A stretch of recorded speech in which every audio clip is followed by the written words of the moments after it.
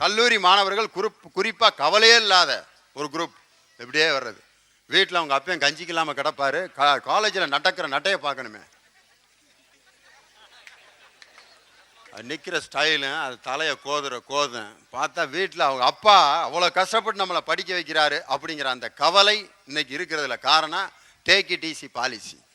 எதை வேணாலும் நறுக்குன்னு காலை மிதிச்சா கூட டேக் இட் ஈஸி பாலிசி. ஒருத்தன் போட அறிவு கட்ட முண்டான் டேக் இட் ஈஸி பாலிசி.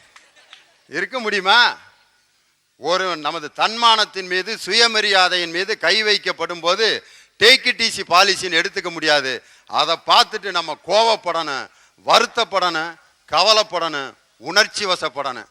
அவன் தான் இந்த நாட்டுக்கு பொருத்தமானவனை ஒழிய டேக் இட் ஈஸி பாலிசி எதுக்கு கவலைப்பட்டுக்கிட்டு அப்படின்ட்டு எல்லாத்தையும் அப்படி எடுத்துக்கிற முடியுமா? உன் மேலே பஸ்ஸை விட்டு ஏற்ற போகிறோம்டா, டேக் இட் ஈஸி பாலிசி எதுக்கு கவலைப்பட்டுக்கிட்டு, ஏற்றுங்க சீக்கிரம் போய் சேர்றேன். இந்த மாதிரி ஒரு ஆள் உலகத்தில் இருந்து என்ன, இல்லாமல் இருந்து என்ன?